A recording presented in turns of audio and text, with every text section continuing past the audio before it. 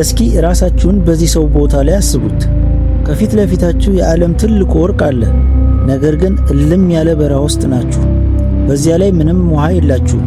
ፀሐዩ የፊታችሁን ቆዳ እየላጠው ነው። የዱር ውሾችም ስጋችሁን ለመብላት እየተጠባበቁ ነው። ወርቁን ትታችሁ ትሸሻላችሁ ወይንስ እየሞታችሁም ቢሆን ትጠብቁታላችሁ?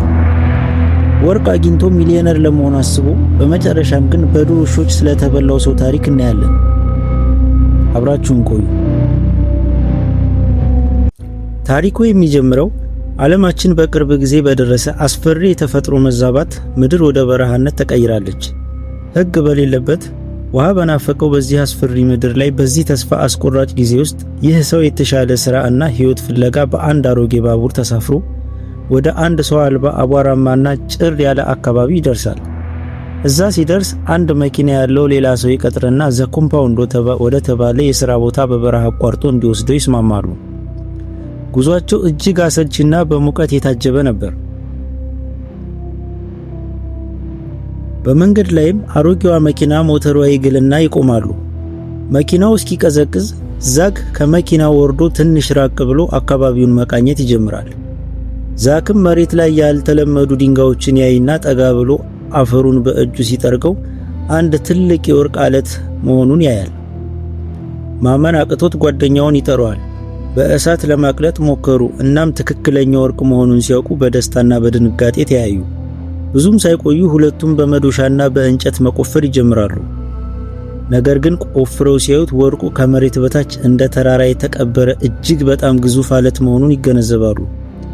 ከቦታው ንቅንቅ ሊያደርጉት በፍጹም አልቻሉም።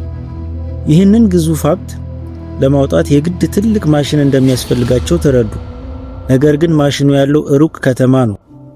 ስለዚህ ከበድ ያለ ውሳኔ ላይ መድረስ ነበረባቸው።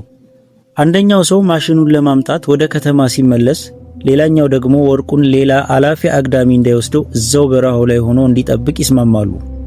ሁለቱም እርስ በእርስ አይተማመኑም። ዛክ ከሄደ ያኛው ሰው ማሽኑን ይዞ መጥቶ ወርቁን ብቻውን ሊወስድ ይችላል ብሎ ስለፈራ ራሱ ወርቁ ላይ ለመቅረት ይወስናል። ጓደኛውም ጥቂት የውሃ ጀሪካኖች፣ ትንሽ የታሸገ ምግቦች፣ ለመጠለያ የሚሆን ቀጭን ፕላስቲክ፣ ሬዲዮና የሳተላይት ስልክ ጥሎለት ጉዞውን ይጀምራል። አሁን ዛክ ከዚህ ግዙፍ የወርቅ ክምር ጋር ማንም በማይደርስበት የሲኦል በረሃ ውስጥ ብቻውን ቀረ። የመጀመሪያዎቹ ቀናት እንደምንም አለፉ። ነገር ግን በረሃው ርህራሄ አልነበረውም። በቀን ፀሐይዋ ቆዳውን ልትገፈው ትደርሳለች፣ በማታ ደግሞ ብርዱ አጥንት ይሰብራል። ዛክ ከተተወለት እንጨትና ፕላስቲክ ትንሽዬ መጠለያ ይሰራል። ነገር ግን ትልቁ ፈተና የመጣው ምሽት ላይ ነው። ፀሐይዋ ጠልቃ ጨለማ ሲሆን የሰው ሽታ የሸተታቸው የተራቡ የዱር ውሾች በዙሪያው ማላዘን ይጀምራሉ። ዛክ እሳት በማንደድና እንጨት በመወርወር ውሾቹን ለማራቅ ይሞክራል።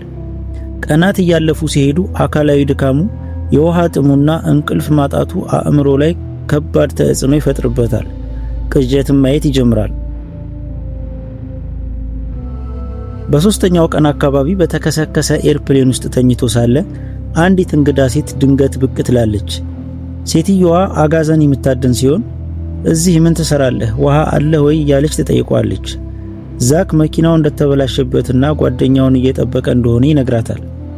ሴትየዋ ሁኔታው ያጠራጥራታል። እናም ያለማቋረጥ ብዙ ጥያቄ እየጮኸች ስትጠይቀው ዛክ በከባድ ጥርጣሬና ፍርሃት ተውጦ ስለነበር ወርቁን ልትወስድብኝ ነው ብሎ በማሰብ ያለምንም ማንገራገር በአካፋ ይመታትና ይገድላታል።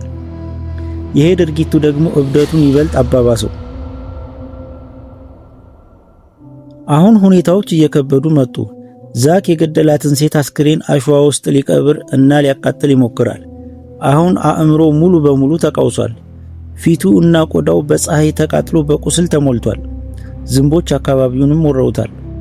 ከዚህ ሁሉ መከራ በላይ ደግሞ እጅግ በጣም አስፈሪ የሆነ አሸዋማ ማዕበል ይመጣና መጠለያውንና ንብረቱን ሙሉ በሙሉ ያፈርስበታል። በማዕበሉ መሃል በንፋሱ የተወረወረ አንድ ትልቅ የእንጨት ስባሪ ሆዱ አካባቢ ክፉኛ ይወገዋል።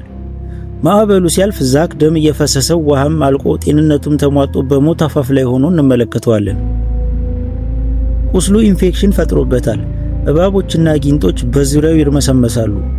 የዱር ውሾችም አሁን ሰውየው አቅም እንዳጣ ስለገባቸው ይበልጥ እየተጠጉት መጥተዋል። በዚህ መሃል ጓደኛው በሳተላይት ስልክ ይደውልለትና ማሽኑን ስላላገኘው ትንሽ ይዘገያለሁ ይለዋል።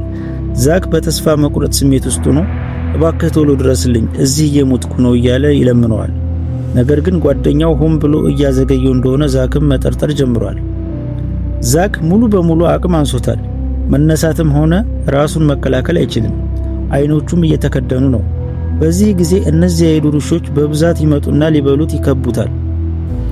ዛክ ምንም ማድረግ ስላልቻለ ለሞት እጁን ይሰጣል።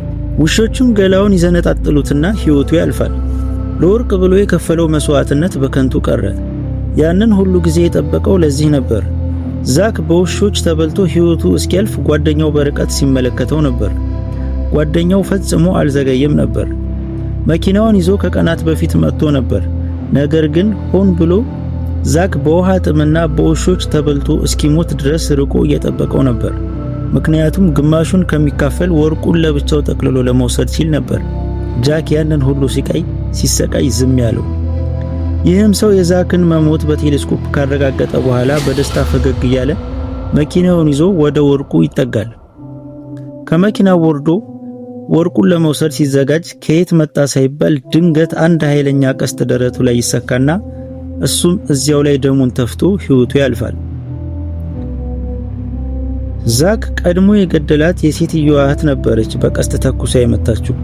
በስተመጨረሻም ሁለቱም ሰዎች በስግብግብነታቸው ምክንያት አሰቃቂ ሞት ሲሞቱ እና ያ ግዙፍ ወርቅ ግን ማንም ሳይነካው ልክ መጀመሪያ እንዳገኙት በበረሃው ውስጥ እንደተቀመጠ ፊልሙ ያልቃል።